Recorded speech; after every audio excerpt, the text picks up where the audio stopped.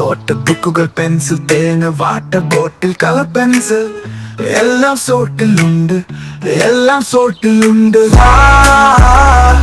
വാട്ടിലേക്ക് പോകാം, വാട്ടിലേക്ക് പോകാം. പുത്തൻ കുടകൾ, ബാഗുകൾ, നോട്ട്ബുക്കുകൾ തുടങ്ങി എല്ലാം സോൾട്ടിലുണ്ട്. The salt hyper market, Chullickal, Kochi. Kalamassery നഗരസഭ ദുർഭരണത്തിനെതിരെ LDF പ്രതിഷേധം സംഘടിപ്പിച്ചു.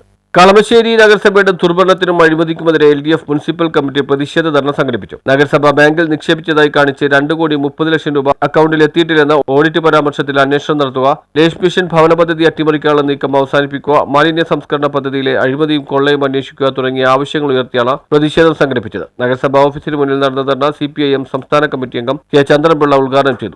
വളരെ സജീവവും അങ്ങേയറ്റം ടെൻഷനും ഇവിടെ ഇപ്പോൾ ഉയർന്നു വരുന്നൊരു പ്രശ്നമാണ്. തദ്ദേശ സ്വയംഭരണ സ്ഥാപനങ്ങൾ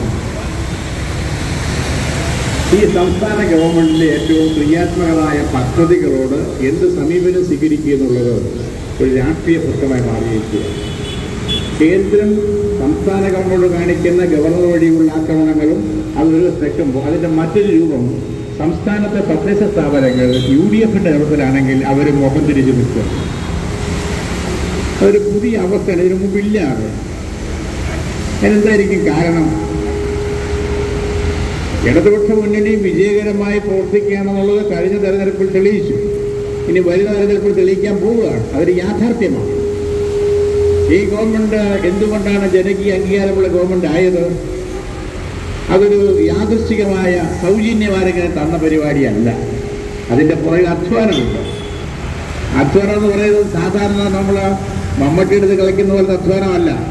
രമേശൻ അധ്യക്ഷനായി. CPIM area secretary KB Varghese, ജില്ലാ കമ്മിറ്റി അംഗം KB ഗോപിനാഥ്, വിവിധ ഘടകകക്ഷി നേതാക്കളായ PK Suresh, KP Kareem, Abdul Jaleel, PJ Sebastian, AM Jamal തുടങ്ങിയവർ സംസാരിച്ചു. News bureau, Kalamassery.